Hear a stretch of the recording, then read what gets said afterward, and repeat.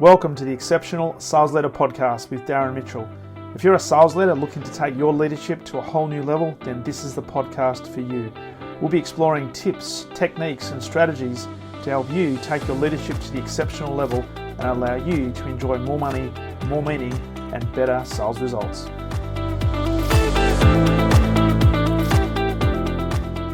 Welcome back to the Exceptional Sales Leader Podcast, and a very special welcome to a man that's got branding all over the place, which is very, very impressive. I must say the Australia's #1 sales coach, Mr. Ryan Tuckwood, CEO and owner of SWISH Sales Coaching. Welcome to the podcast, my friend.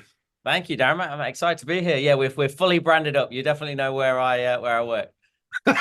Well, not only was it impressive, you got the black wall, you got the banner with Switch all over it, you got the TV, but then you were drinking from your coffee mug and it had Switch all over it as well. Absolutely shameless.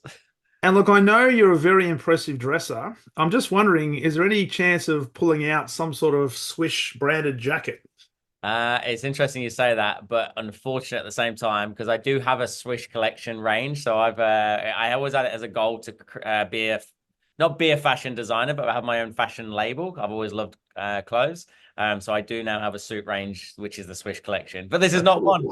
So that kind of lets it down a little bit. But for those of people listening, yeah, why not? Absolutely. As you say, it's shameless, but it's also good branding. Now, I'd love to delve in because you've got a really interesting background from the UK. Not originally. If people listening to this, you hear the accent. Although, when you speak to people from the UK, do they say, "Oh, you're sounding like a real Aussie now, Ryan"? Yeah, it's an interesting paradox because my family they think I sound proper Aussie. All my mates do back home. They're like, what they ask me, why am I talking like that? What am I pretending? But everybody here thinks I sound like Prince Charles. And I'm definitely not. And I'm definitely not from a posh part of England. So it's an interesting dynamic.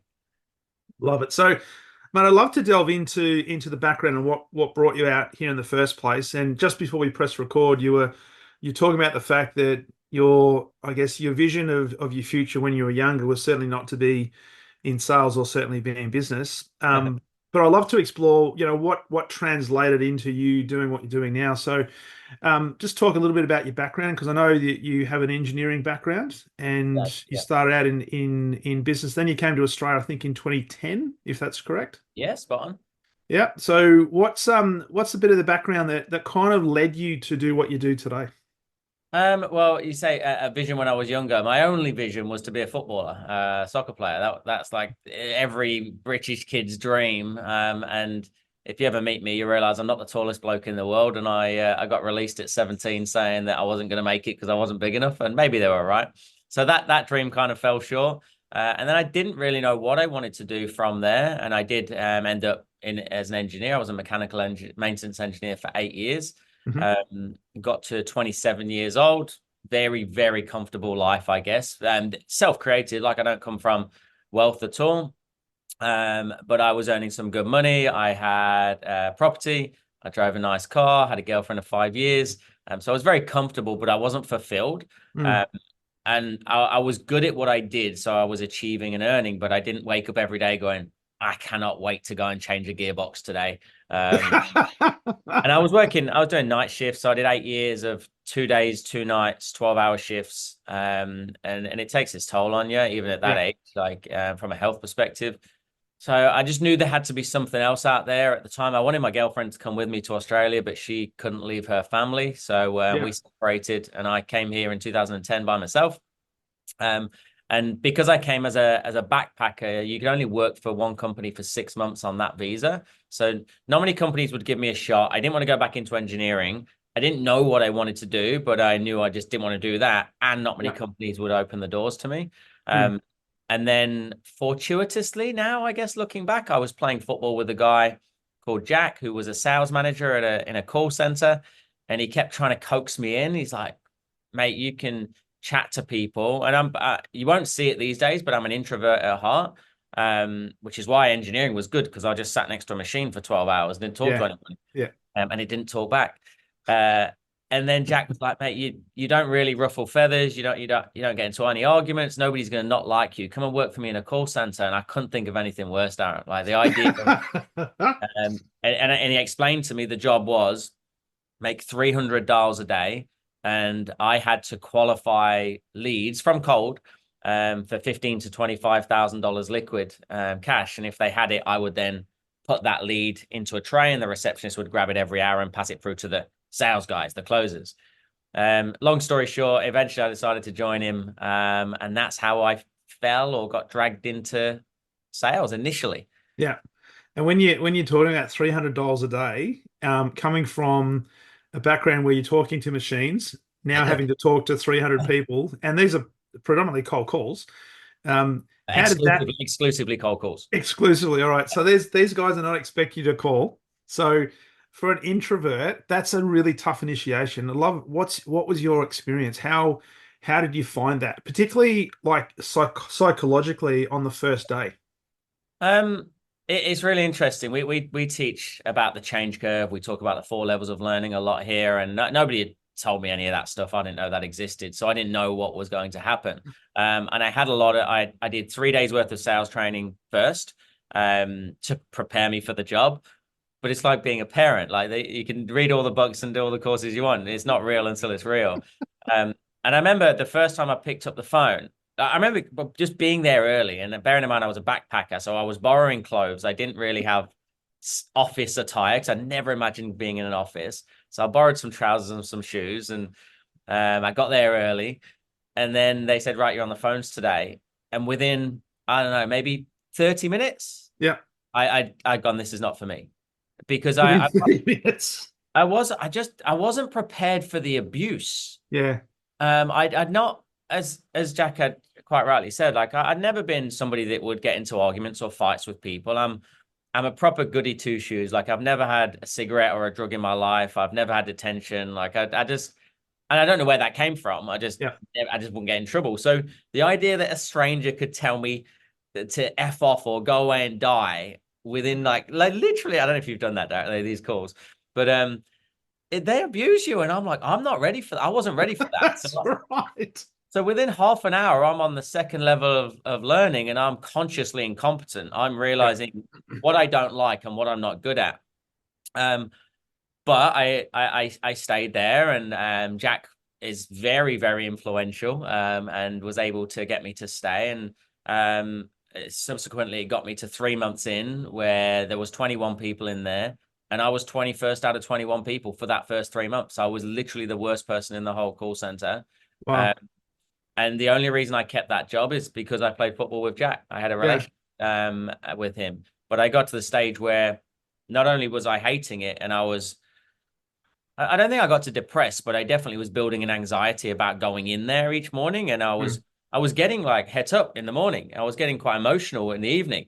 And my girlfriend at the time was like, "This is not good for you."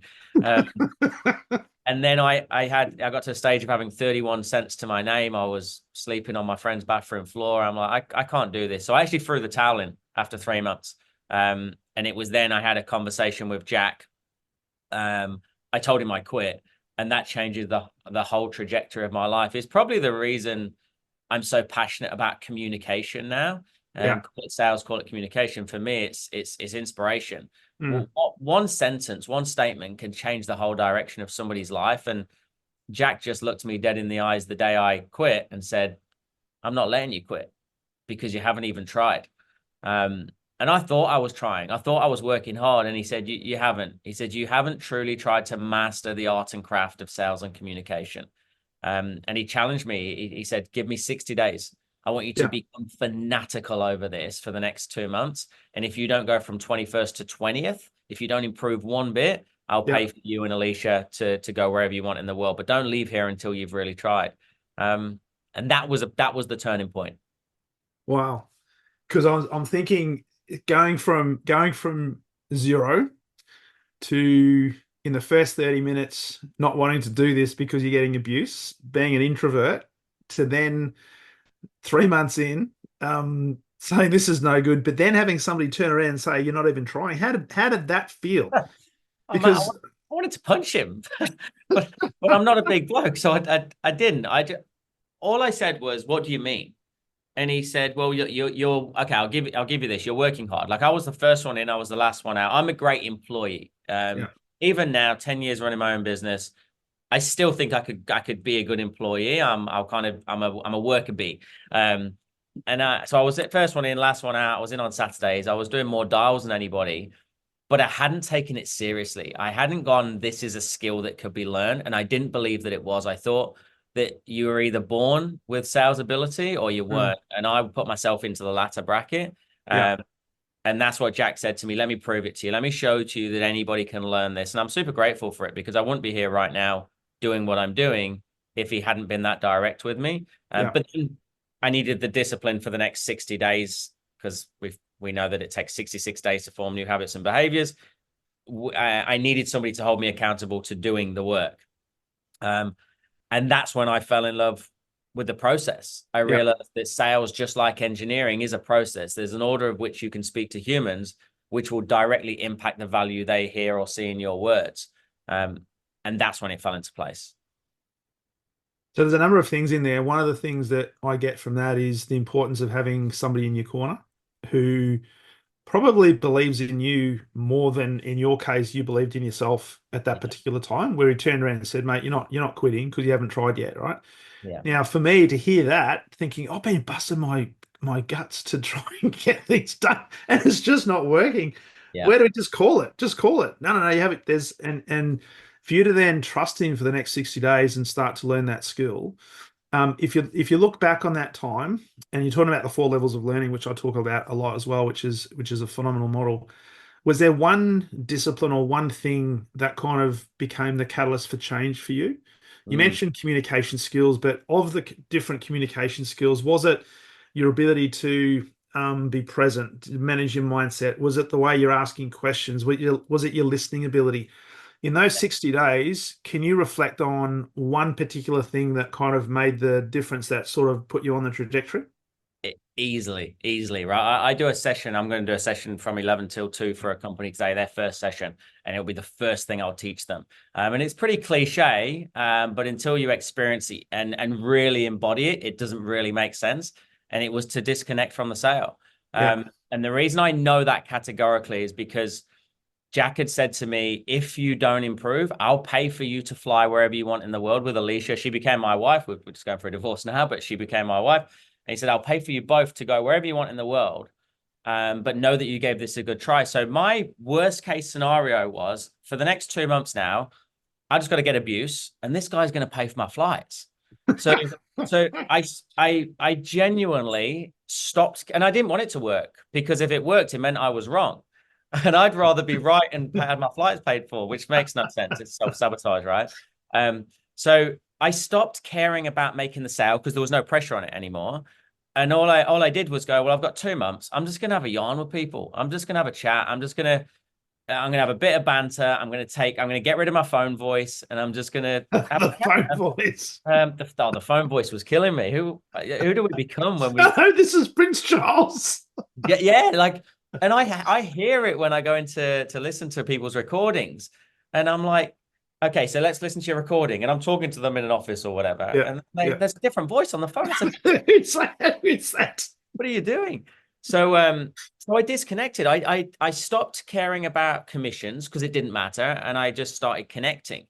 And by virtue of doing that, I was finding more out about people. I was giving more out about me, so I was more vulnerable. And then all of a sudden, I was on the phone for longer. People were giving me more information. I was making bookings. I was getting the leads across, and I'm like, this doesn't make any sense. And What is happening?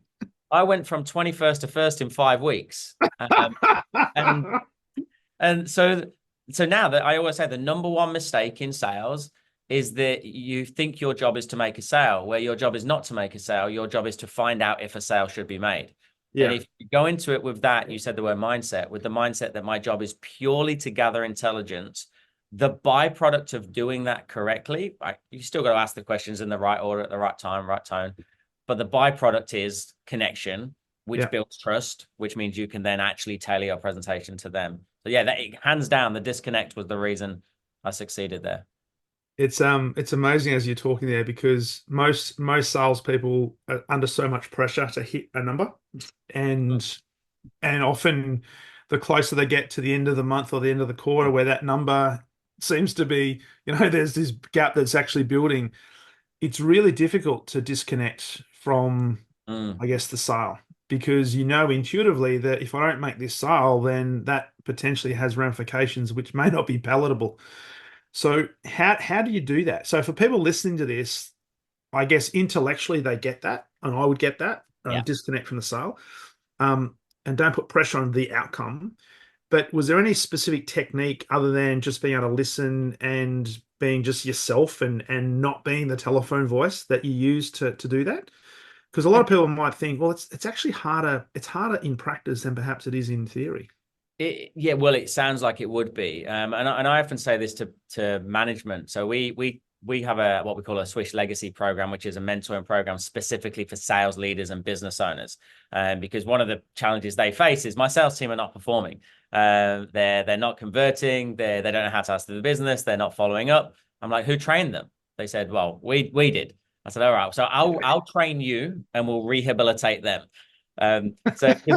So because and you're right, it's very rarely the salesperson's fault. It's the pressure from management and the investors and shareholders, whoever it may be, and it filters all the way down. So by the time you get to the prospect, Mm, there's just pressure, which means we cut corners. yeah, So the way we counter it is by giving them a framework to sit within. Like I'm not a fan of scripting, but I'm a huge fan of frameworks. hmm, So making sure that they're going through asking, like even as simple as the discovery questions, just what questions are you asking in the right order? So our question, we know if we want to conform with human behavior, our questions need to go past, present, future. Then we need some cost of inaction questions in there so they can consider the ramifications of not doing. And yeah, then that's what we call partnership questions. So even just going to any business, the first thing I'll look at is what are the order of your questions? Not what are your questions. I'm not going to change any of that because you're the yeah, expert in your industry. But are the order of your questions conforming to human behavior and what creates connection? You can literally go, that's a great question. Pull that one there, and all of a sudden you get a different response. And it's instant. yeah, And when you stop studying selling and you start studying people, that changes things. So for me, it was what is the impact of the words that I'm using on the other person's state? Because all behaviors are state dependent. So if I can ask a question that changes your state positively, mm, then I'm going to get a different response. yeah, So I mean, there's loads that we can uncover within all of that, but the questions you answer objections with your questions, not your answers, or you overcome objections with your questions, not your answers. So I mm, don't want objections, so I'm going to ask better questions. yeah. And then in order to do that, you got to listen, because in the response that the customer, potential customer, gives you will have potentially gold that then leads to the next question. And if you're linking it together, you should get to an outcome, which is the past, present, future, and then the relationship and the implication part. They should then say, you know what, we're actually on the same page here, and Ryan is here to help me, not here to sell me. Because 100%. you think most sales people, and I ask this a lot of sales teams, who loves to be sold to, and the vast majority of people say, not me, Yeah. not me. But who likes to buy? And the vast majority of people love to buy, and they love to be in power of making that decision. So through that experience, I'm really interested. I know, because I know you formed Swish, and it wasn't called Swish in the early days, but with Jack, back in 2014. What was it that was the catalyst for that? Was it the fact that you were getting some results, or you thought there has to be a better way, or was it like the sales training that you were going through yourself and you're thinking, you know what, this is not effective. There's got to be a better way to do this. Well, some of the training I was doing was Jordan Belfort straight line persuasion, which definitely was effective for one sort of buyer. And I started to recognize that. But above all of that was a sales management frustration. So Jack had stepped away from the business. I was then sales manager, trying to recruit people and keep people. And then by then knowing lots of people in this industry as well, other sales managers and business owners, same frustration over and over is we can't attract talent. We can't keep talent. People don't have the resilience. They don't have the skills. So when we broke away in 2014, as you said, we broke away to create a sales training and recruitment company. So Yeah. for the first nearly 4 years, it was a recruitment based model where we would take people and put them on a 2-day training course. It's now our 3-day sales boot camp, a lot more intensive than it used to be. And we would train you free of charge. And then at the end of those 2 days, we would bring in business owners that were looking for candidates, literally bring them in physically to the Gold Coast office, create Yeah. a panel, and everybody that had just finished our training had 9 minutes to be interviewed by those business owners. Terrifying for the candidates looking back. Yeah. But we had a 96% success rate, and we placed 2,500 people into work in that time. And we were able to get them into work, even if they're like 17 years old, super green. We were able to train them, get them a job, and then keep them in the job because we then provided them with online training and support. And you said you need somebody in your corner. We were those people. So that's why we started. It was to solve the problem for sales managers, but we created it as a non-for-profit model initially. Truth be told, because Jack and I were relatively comfortable financially, so we wanted to prove ourselves as sales coaches in the market, and it did that. So imagine we placed young Sarah, who's 17 years old, never sold before in her life, and then within 10 weeks she's your number one performer. You then come back and ask us to train the rest of your team, and that's what happened. So then we'd made money through corporate training. Got it.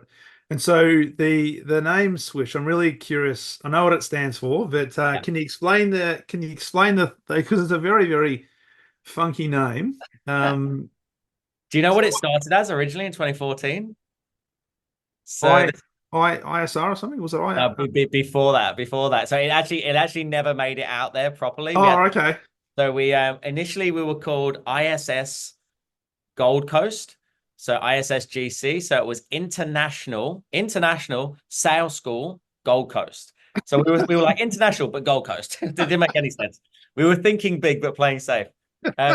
But because we did recruitment, if you searched ISS recruitment, it was the same year that ISIS came to prominence.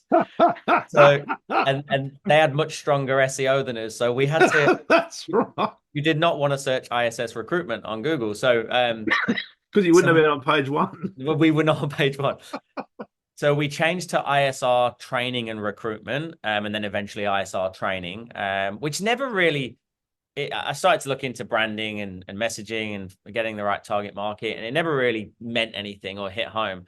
So Jack and I discussed this before his exit. He exited 2020. So before then, we were like, should we rebrand? We just spoke about, what do we say? Is there a consistent message? And I just said, well, when I usually open a keynote or a conference or a workshop, I'll normally say, guys, my job here today is to teach you to sell with integrity and sell honestly. And he said, say that again. And I went, sell with integrity. And we both went swish. Like Swish. It just came to us. And do you know what happened, Darren? You'll understand this, and hopefully the listeners will as well. The second, the day, the month we decided we rebranded and we put it out there, we repelled the wrong target market, the with respect, the Jordan Belfort wannabes. We've got now 42% of our members are female. 32% of our members are not in sales. They're in customer service, they're in HR, they're in people and culture, they're leadership roles. They're not just transactional salespeople anymore, because this is about communicating and not just smashing somebody over the head and making a sale. Well, it's interesting you say that, because in the workshops I do, and often I'll do it with non-sales people as well, and I'll teach them sales.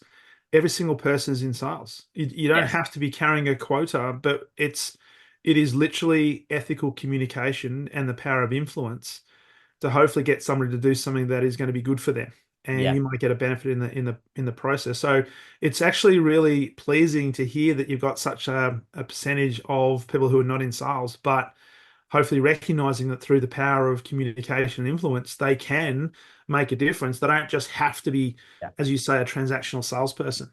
Oh, well, we say it here, like the people that answer our inbound calls, whether it be reception or administration, that's the first voice that our customers experience. Like, they have to be the most trained in sales.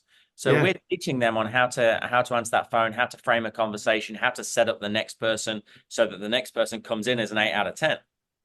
Makes their job easier. So anybody that ever touches, for want of a better phrase, the customer, can impact the experience, whether it be front end or back end for retentions. So I'm obviously biased, but I believe everybody needs to learn how to communicate better in the company. Absolutely. Now, there's one question I do want to ask you, because when you take the word sales and the word, well, two words, integrity and honesty. Yeah. For the most part, people don't have that as a correlation. They Sure. almost have that as completely separate. Mm. Um, what do you say to people? Because I know you've been around for a long, long time, and I'm sure you mentioned before you've started to repel the Jordan Belfort type of sales sharks and so forth. But Yeah. what do you say to people when you're talking to them? Maybe you're talking to an organization for the first time, or you're coming in to do a keynote, and you've got some people in there that might be skeptical about this sales thing, and here comes Ryan. He's going to be talking about selling with integrity and selling honestly. And Yeah. they're thinking, "Mate, that's not no, because salespeople are unethical. Salespeople sell their mother. They'll do whatever it takes to get a Yeah. sale because those guys are associated to the outcome, not disassociated to the outcome. Sure. So, how much work did it take for you to actually, I guess, educate your marketplace that you can be selling with integrity, you can be selling in an honest way? Um, I think the first thing I do is acknowledge it. So I'm an English sales trainer based on the Gold Coast, and I dress like this. So I don't help myself, and I know that. But by virtue of bringing that to the table early, like I tell them, I worked in the equivalent of what would be known as a boiler room. Yeah. I know it was a boiler room. No. When I found out it was a boiler room, I realized this is not the way I want to be. Was there some shady people in there that just cared about making commissions and selling their mother? Yes, absolutely. And there still is lots of that out there today. But this is why I'm passionate about communicating your message right as a business owner, so you attract the right people. So now we don't have to articulate this message as much because we attract good people and they are attracted to the message of selling with integrity, selling honestly. So Mm. they understand the power of communication. So I'll just tell them to remove the word sales for the sake of this session. If you hate the word sales, it makes you feel icky. Let's talk about communication. I had I what they called Study Gold Coast. So I'm a mentor for Study Gold Coast. I've done it for 5 years. So I train their graduates. And they work for law firms, for engineering firms, for the big hospitality venues in Southeast Queensland. And I had a lawyer 2 Fridays ago, and she said, Ryan, I understand about like selling myself and communicating my message better, but I'm a lawyer. Yeah. Like nobody cares about my personal life. I'm like, you're right, right? Nobody cares about you. You don't care about me, but they need to hear it. Yeah. And that's the key distinction. So I said to her, just tell me one thing that you've done in your personal life that you're proud of and you enjoy. She goes, I've competed on horses. Mm. Equestrianism. Is that the right word for it? The question, yeah, that. One of them. She rides horses. She's been doing that since she was 5 years old. I'm like, amazing. Okay, perfect. So we know that we have something called the 300% rule of value. That means that we have to build value in myself, the company, and the product. She knew everything about the company. She knew everything about her services, but she never spoke about herself. And she said, people just don't open up to me. I Mm. said, okay, so you've been riding horses since what? She said 4 or 5 years old. I'm like, okay, Wow. what are two things that you've learned? And she was 22 in that time around riding horses. She's like, oh, you have to be really disciplined with them, right? You need to know how to control them, and you need to have ultimate trust to be able to do the first one. I'm like, Mm. amazing, amazing. Do you think that you need to build trust with your customers from a legal sense? And she's like, well, yeah, of course you do. Okay. And do you sometimes need to get them to do things, to give you documents, to send information back to you by certain times? Because yeah, otherwise we miss deadlines. I'm like, okay, brilliant. So now when you're talking to your customers, I want you to build into your discovery. Can I just share something a little bit random with you, but it will make sense because I've been competing on horses since the age of 4 years old. And if one thing that I've learned in the last 18 years is that I need to do two things to maximize that experience, have ultimate discipline with the horse and build ultimate trust. And do you know Mm. what I've realized since I've been in the legal world is this is exactly the same. And she's like, okay, now I can create, and she's been doing it. And she's like, the last 2 weeks, Ryan, people have been telling me their personal lives. I've met people that ride horses. Um, and and this is what I say sales is, it's telling your truth better. Mm. Everybody has a truth. She didn't need to lie. None of that was made up. She's just learning how to, and that took her like 30 seconds. She's learning how to bring that into a normal day-to-day life, Yeah. which humanizes the interaction. Yeah. And when you humanize it and you take that phone voice off and you take the mask off and you go, do you know what? My job is to help you buy or utilize whatever service I have to offer if you need it. Mm. So I always say, give yourself a chance. Don't I'm not doing it to make a sale, but I'm going to use the communication skills that I've got to give myself a chance should there need to be a sale made. Does that make sense? Yeah, yeah, it does, because people ultimately will do business with those who they know, who they like, and ultimately who they trust. And in order to do those, you've got to share something of yourself to with them and be this vulnerable person, and whether it be, sitting lying on a bathroom floor with 31 cents to your name, or whether it's, jumping on horses since the age of 4 or 5, whatever the case is be Where, genuine, be authentic, and be yourself. where I see it done wrong, Darren, though, is we've been told to mirror and match for many years. Yeah, And mirroring and matching means following. yeah, And the second you get a customer that says, "Oh, I ride horses on the outside," and she's like, "Oh my God, I've been doing that since 4 years old." That's us chasing common ground. And you used the right word in there. You said vulnerable. And mm, Brene Brown's got a brilliant TED talk on vulnerability and how it creates connection. So we have to throw it in there first. I call them rapport bombs, or mm, value bombs. So I'm going to throw them in there anyway, not expecting it to hit, but I give myself a chance. And they don't need to like me. They don't even have to agree and say, "Oh, I like football as well." yeah, But it humanizes it, and that's the key thing. And a lot of people will do it reactively. mm, And even with objection handling, they'll go, "Ryan, I already say that." I'll go, "When do you say it?" And they'll go, yeah, "Oh, when they say this, I'll say that." Okay, it's too late, because when they verbalize it, they own it. yeah, If I can verbalize what's in their head before they even verbalize it, they're like, "You get me." mm, And now I'm going to give more information to you. yeah. Which is the art of communication. It's the art of reading people, predicting potentially based on patterns what they're going to say, and being first to market, for want of a better term, right? And saying it before they have the opportunity to do it. Um, Phenomenal. So with people who are non-sales people, it's the communication that is critically important. Asking questions. Question around interest. So I've been brought up to think that we as salespeople, we need to be interesting to our prospects, because if we are interesting to our prospects, then they're going to like the shiny product that we've got to offer. And most salespeople have been trained to lead with their product and try to be interesting and generate interest of the prospect into their product. Okay. I'm suspecting you might have a different approach to this, a different way of doing it. I definitely do. I mean, that's the old AIDA principle, isn't it? Attention, interest, desire, action. Like, so attention, I agree with. Like, you got to get attention. You can't sell a secret. We've got branding everywhere. You can't sell what people don't know exists. Yeah. But there's a way to do that in the right way. So one of our investors, Andrew Banks, said this once, and I don't think it's his phrase, but it's the first time I'd heard it. And he said, "Sales and communication is easy." He said, so he's the founder of Morgan and Banks, Australia's first billion-dollar recruitment agency. And he said, I reckon I've read over 1 million resumes in my time. And I've probably done just as many interviews. And he said, it's really easy to connect with a human being, because all you have to do is be disproportionately more interested than interesting.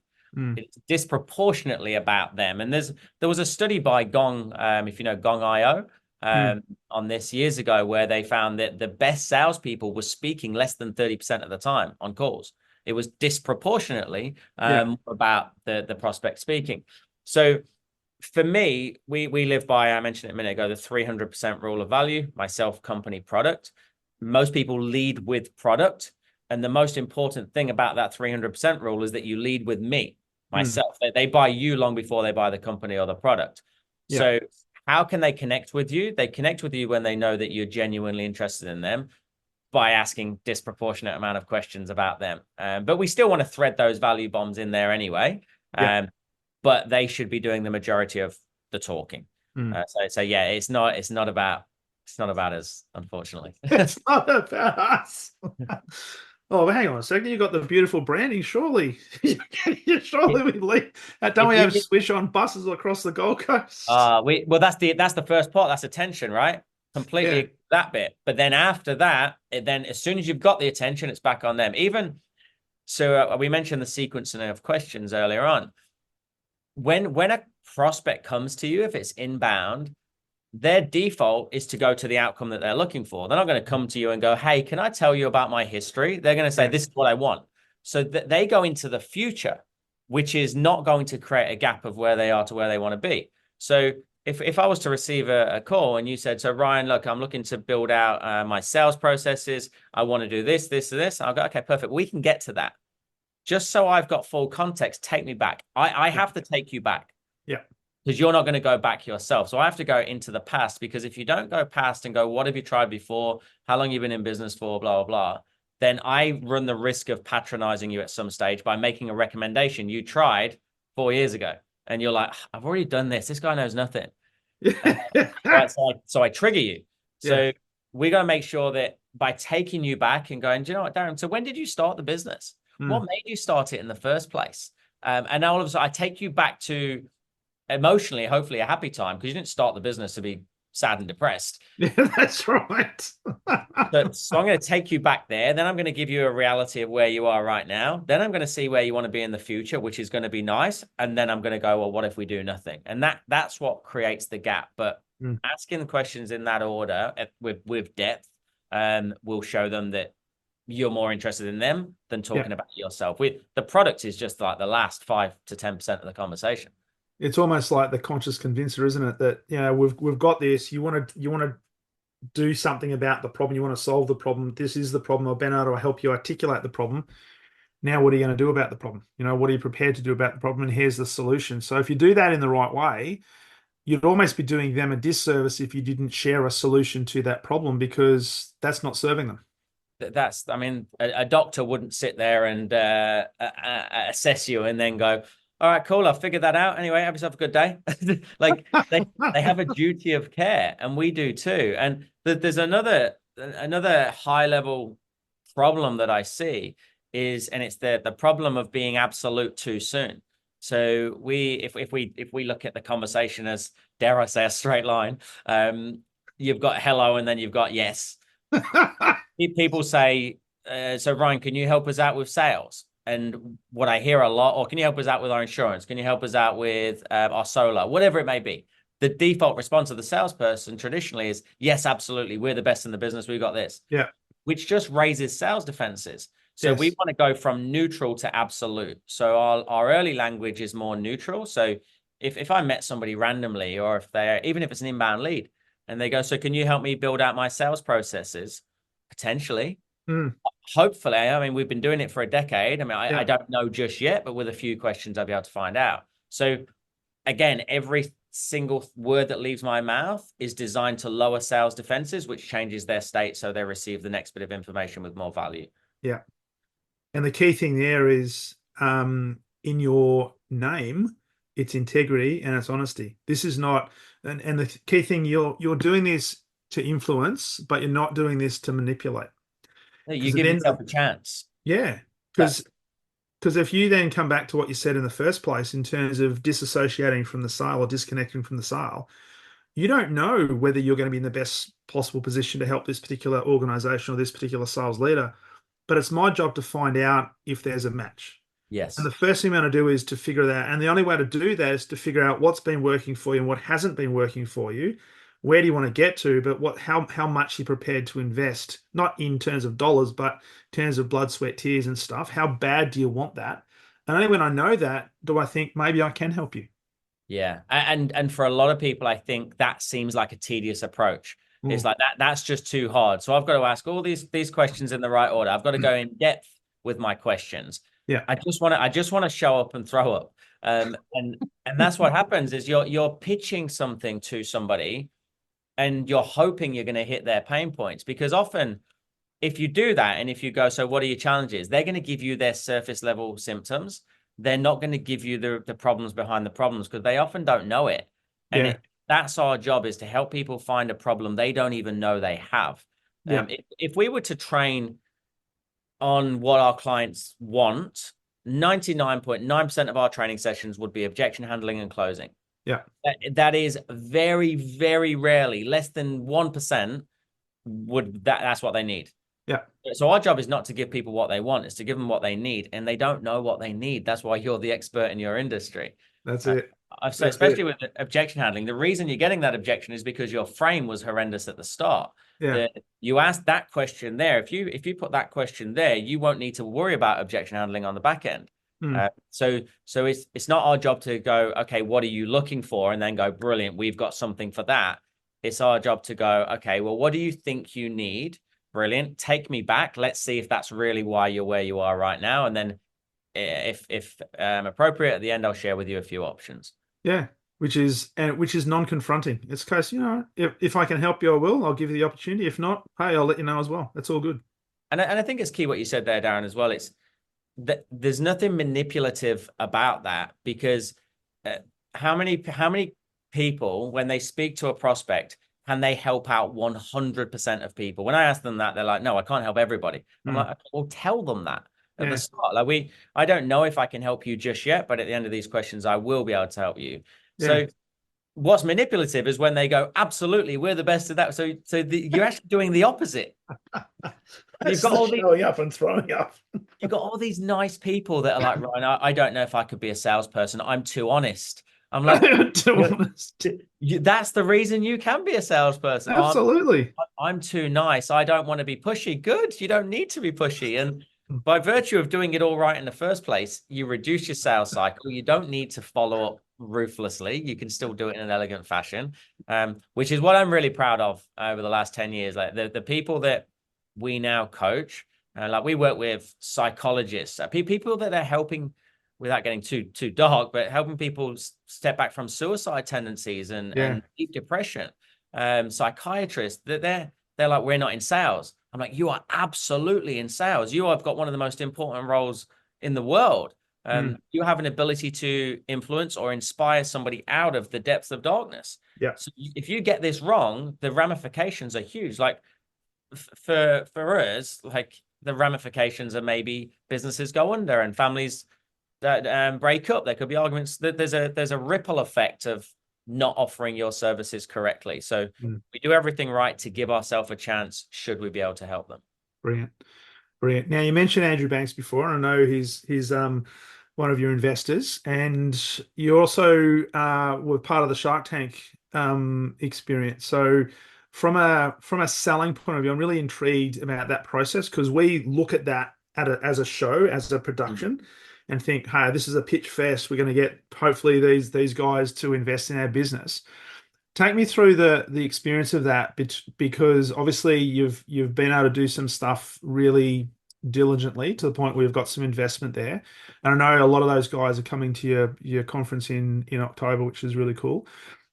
Just talk a little bit about that experience and how was it for you from a selling point of view? Because I think it's a really good case study on what we're talking about Yeah. because a lot of people would go in and just pitch the product and think it's all about the product. Did you Yeah. take a different approach? Yeah, good question.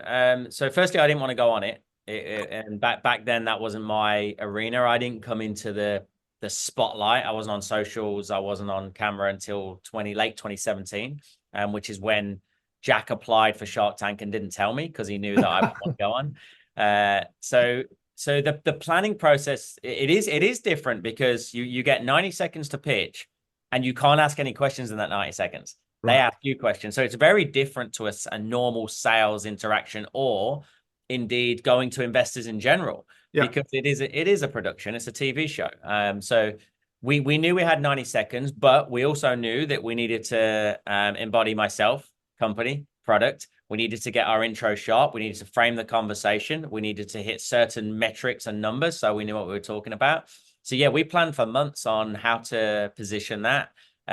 Even as far as Jack sharing a story about his childhood where he grew up around drugs and violence, his dad was in prison. Even when he shared that story, it's telling his truth better. That did happen. Yep.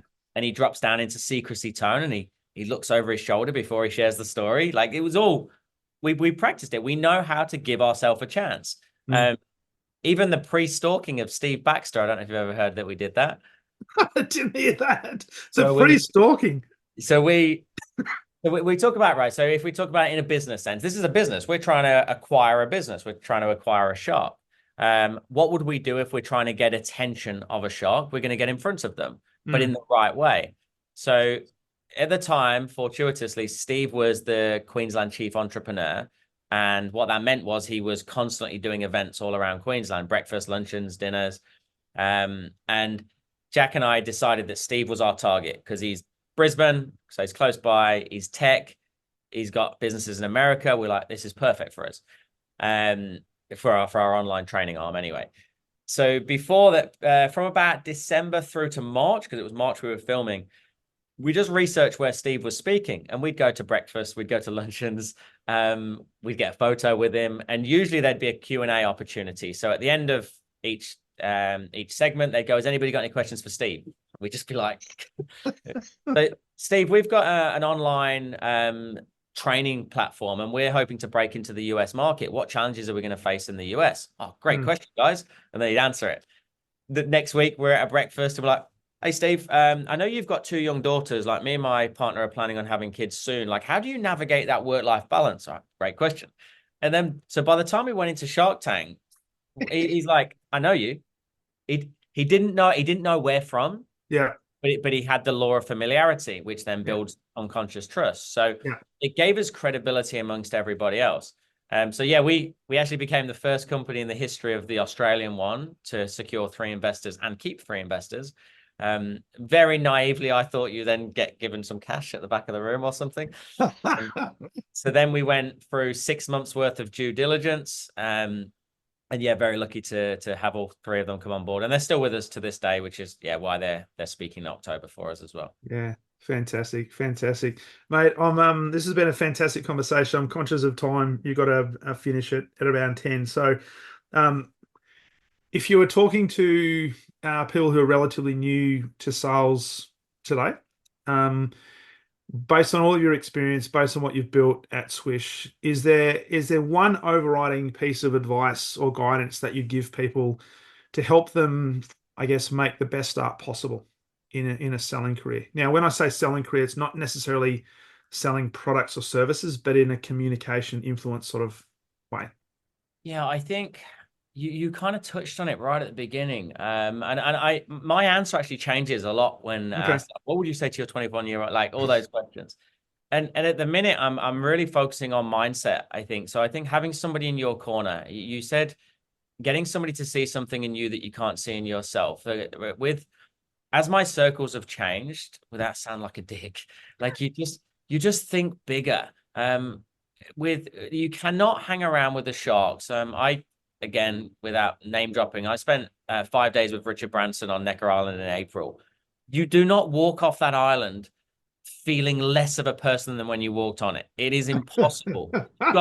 There was people on there that had sold their businesses for 400 million US dollars, and they are so normal, and they've gone through all the challenges that I'm going through right now. And what that does is normalize what I'm going through. So the levels of learning never stop. Yeah. Business, sales, it doesn't matter what it is. So somehow being around those people that have been there and done it, and them going, yeah, you're exactly where you should be, helps me carry on, because the amount of times you want to throw the towel in. And if I'd have still been around, with utmost respect, some of my earlier friends, which I'm still friends with, but I just don't talk to them about business, they wouldn't have had the words or the wisdom to share with me to help me kick on. Yeah. Not because they don't want me to, but because they just don't know. Yeah. Even parents, like they haven't had a business before, so I need to find the people that have. So for me, if I'm in a sales role specifically, and I'm on a sales floor, and there's just like negative John over there, negative Sarah over there, like I'm in the wrong room. And then it's very easy to start blaming the economy and the leads and the phone. And I used to blame Julia Gillard, I think, back in the day. Everything was somebody else's fault. So I need somebody that can elegantly kick my ass. And I've invested a lot of money. I've had a lot of mentors, and the best ones are the ones that I don't like. They're ones that have called me on my bullshit and just Yeah. say, no, you can stand on that stage. You can hold a 1,000-person event in October, which is crazy in my head still. And they help raise me up. So I think getting the right people in your corner, and if you don't know where they are, seek out some free events, online events, in-person events. You don't have to pay for it. You don't have to pay for a mentor. Just get around those people, and they'll change your mindset very quickly. It's a great piece of advice, because even my own experiences, people, my mum, for example, is in the middle of selling a house. And she goes, "Oh, just don't trust those real estate agents. All they want to do is take my money and ask me to invest in marketing." And they're calling me all the time. This is even before she decided to list the house with this Yeah. particular marketing agency or the real estate agents. They just keep calling me. I said, "Mum, that's their job. Just remember, your son's been in sales for over 20 years. Oh, yeah, I know, but I don't like these salespeople." So if I had have listened to my mum and to my dad before he passed, I'd be thinking, you know what, you'd be placing limitations on yourself based on how other people see the world, which is maybe completely different to what reality is. So your advice on surrounding yourself with people who will lift you up and challenge you is really, really powerful. And it's so quick. You can be around the wrong person for 1 or 2 days, and they start to infiltrate. Yeah. And I'll probably finish with something about that. When we sat down with our investors the first time after, they asked us for a 3-year projection. They said, "You bring your 3-year projection, we'll bring ours." There was a $10 million difference in those projections because they could see more. Because they'd seen more. Yeah. Jack and I couldn't believe that something like that was possible. I couldn't have written a goal even 2 years ago to hold 1,000-person event, the biggest sales conference. Like, I couldn't have written that. I wouldn't believe it to be true. But gradually we've crept up. We've gone from like 40 to 80 to 150, 300. And we're like, now it's why not 1,000? Yeah. As opposed to you can't do 1,000. And I'm naturally quite skeptical and negative, and I have to be really conscious around that. So I call it my hit list. I consciously choose who I'm going to spend time with, and who I'm going to let infiltrate, because it will go in. Yeah. What's the saying? You stand guard at the entrance of your mind. Oh, I like that. Yeah. Yeah. Nice. And just be conscious of who you do let in and who you want to listen to. Yeah, 100%. Mate, this has been an absolute pleasure speaking to you, the Australia's #1 sales coach. Now, I'm wondering, is this the self-proclaimed #1, or is this research? Do you know what? Do you know what? It came up. So I got a distinguished talent visa. So I got approached in 2021 by the Office of Home Affairs by this scout, which I didn't know existed, and she scouts in Israel and UK talent in Australia, and they put you up for what they call a distinguished talent visa, and it was previously only for sports stars and celebrities, and then they opened it up to entrepreneurs having impact. And then so we were going through it, and she goes, "Look, I've done my research. I found you. I see that you're from all I can see, you're Australia's #1 sales coach." I'm like, "I'll take that." Done. And then I got the visa. So I got the fastest distinguished talent visa in Australia's history, 8 weeks. And I'm like, well, she branded me, because there's no metric. How do you bloody measure that? I don't know. So Hey, it's good marketing. It's good marketing, good awareness. Great marketing. Given to me by the Office of Home Affairs. Absolutely. And you can't argue with the government, right? Oh, well, that's a can of worms. What they say must be true. Absolutely. So, Ryan, as we wrap, people want to know more about you and SWISH Sales Coaching. Where's the best place for them to connect with you and learn a little bit more, particularly around the conferences coming up in, is it still open? Yes. Yeah. Super Early Birds open until the end of this. I don't know when it'll be up, but Super Early Birds open. And then the conference is on the 24th, 25th of October at the Gold Coast Convention Center. So we do have, this is a sales podcast. So Jeremy Miner and Daniel G are going to be there. And then all 5 sharks. So Steve, Andrew, Glenn, Naomi, and Janine. And then a lady called Anna Samios, you might know from Sydney. And then Tony Robbins' public speaking coach, Harry Singer, is flying over from the UK. He's going to be our MC. So it's going to be a big event. For any socials, I'm pretty active. Instagram, LinkedIn, and Facebook. And then swishsalescoaching.com would be the website if they want to go there as well. Awesome. Mate, absolute pleasure having you on the Exceptional Sales Leader podcast. So it's been an absolute pleasure. I really enjoyed the conversation, and thanks for adding so much value, my friend. Appreciate it. Thanks for having me on. All good, mate.